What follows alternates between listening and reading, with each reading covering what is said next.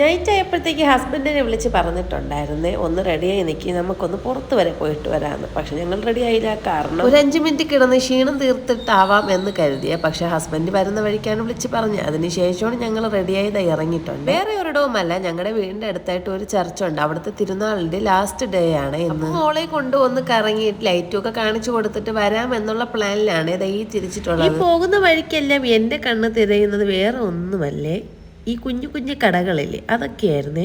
അങ്ങനെ ചർച്ചിന്റെ അടുത്തെത്താറായപ്പോഴത്തേക്കും എന്താ റോഡ് സൈഡിലായിട്ട് ഒരു 4-5 കടകൾ മാത്രമേ ഉണ്ടായിരുന്നുള്ളൂ. ആദ്യം ചർച്ച് സൈഡൊക്കെ കണ്ടിട്ട് അതിനുശേഷമാവാൻ ചെറിയ ഷോപ്പിംഗ് എന്നുള്ള പ്ലാനിലാണ് ഈ പോകുന്നത്.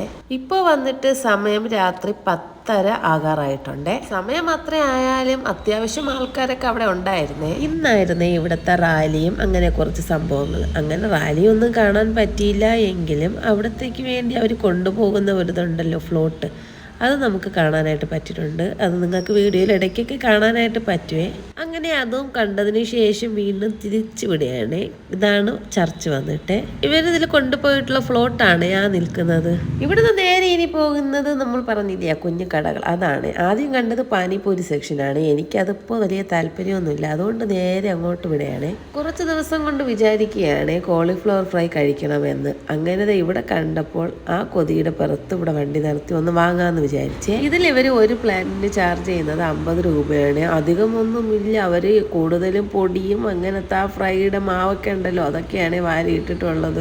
എന്നാലും അവിടെയൊക്കെ കോളിഫ്ലവർ കടിക്കാൻ കിട്ടുന്നുണ്ടായിരുന്നു. അതുകൊണ്ട് പിന്നെ തൃപ്തി അടിഞ്ഞ്. ഈ സൈഡിലായിട്ട് പഴയ നമ്മുടെ ഐറ്റം വണ്ടി പലഹാരം, പക്ഷെ ഞങ്ങളത് വാങ്ങാറില്ല. അതിന്റെ പിന്നിലൊരു കഥയുണ്ട്, അത് പിന്നെ പറയാം. അടുത്ത ടോയ് സെക്ഷൻ കണ്ടപ്പോൾ പിന്നെ മോക്കോ എന്തെങ്കിലും ഒന്ന് വാങ്ങിക്കൊടുക്കാം എന്നുള്ള പ്ലാനിലാണ് ഇവിടെ വന്നത്. അങ്ങനെ പപ്പയും മോളും കൂടെ ടോയ് വാങ്ങുന്നതിന്റെ തിരക്കിലാണ്. ഇതിന്റെ ഇടയിൽ ഞാൻ വേറൊരു ഐറ്റത്തിൽ നോക്കാൻ പോയിട്ടുണ്ട്. പൊതുവേ സ്ത്രീകൾ ഇങ്ങനെയാണല്ലോ, ഫാൻസി ഐറ്റം കണ്ട അവിടെ കിടക്കും. അതുകൊണ്ട് ഞാനും ജസ്റ്റ് ഒന്ന് പോയി നോക്കുകയാണ്, പക്ഷെ ഒന്നും വാങ്ങിയിട്ടില്ലേ.